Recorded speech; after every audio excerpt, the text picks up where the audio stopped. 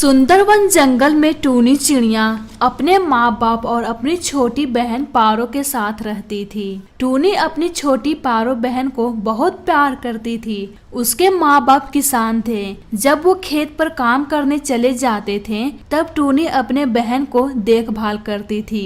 एक दिन जब टूनी की माँ बाप खेत से काम करके घर वापस लौटे तो टूनी अपनी माँ से कहती है, मम्मा मम्मा दूध खत्म हो गया मम्मा, पारो कब से रोई जा रही है। मुझे पैसे दो मम्मा, पास वाले दुकान से मैं दूध खरीद कर लाती हूँ। टूनी अपनी माँ से पैसे लेकर जाने लगती है। तभी पारो चिड़िया रोने लगती है।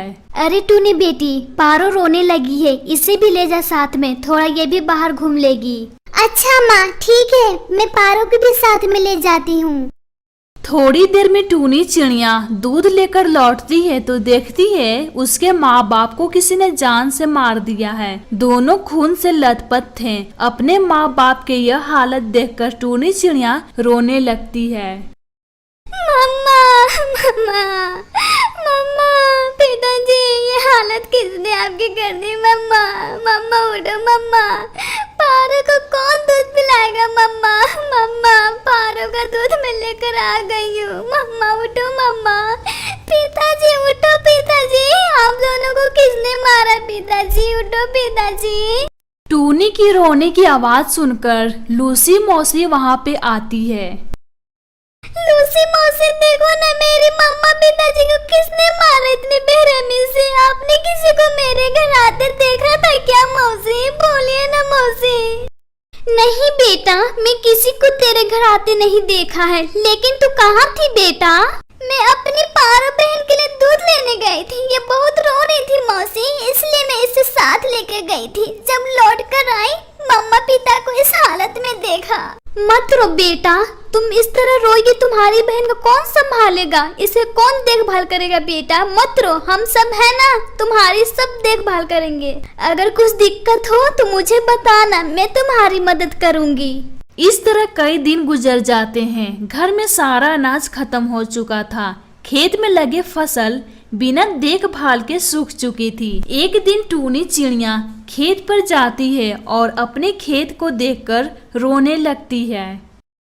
क्या करूं मैं, घर में अनाज एक दाना भी नहीं है। मम्मा पिताजी की फसल लगे हुए सारे सूख गई है। अब मैं क्या करूं, अब मुझे फिर से खेत में फसल उगानी होगी। टूनी चिड़िया 2 दिनों तक खेत की सफाई करती है।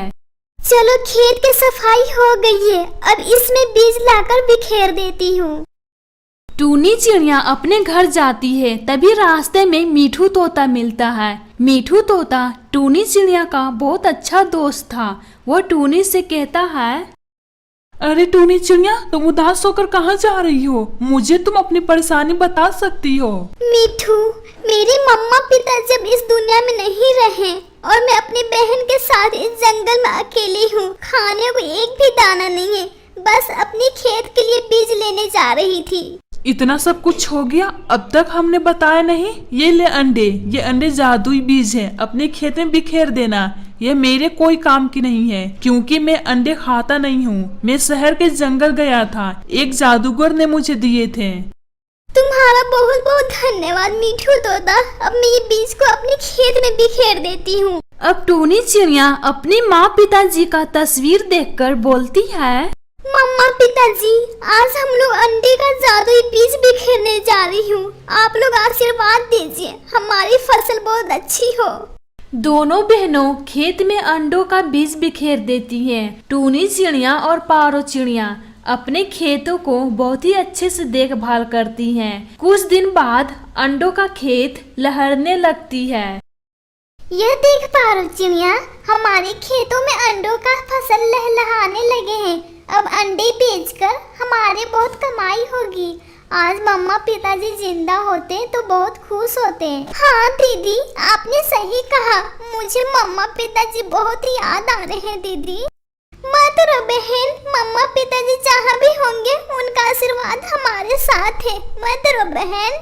अंडा हो जाने के बाद टूनी चिड़िया और पारो चिड़िया इकट्ठा करते हैं और उन्हें बाजार में जाकर बेच देते हैं। ये देख पारो बहन, हमें बहुत पैसे मिले हैं। इस पैसे से हम अपने लिए सारा सामान खरीदेंगे।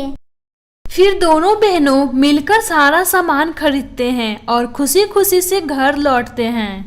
दीदी, मुझे बहुत तेज भूख लगी है दीदी, जल्दी से कुछ खाने को बना दो दीदी। रुक बहन, मैं तेरे लिए खीर बनाती हूँ। आज खुशी का दिन है, आज हम लोग मीठा खाते हैं। फिर टूनी चिड़िया खीर बनाती है। इसी तरह दोनों बहनों खुशी खुशी से रहने लगते हैं।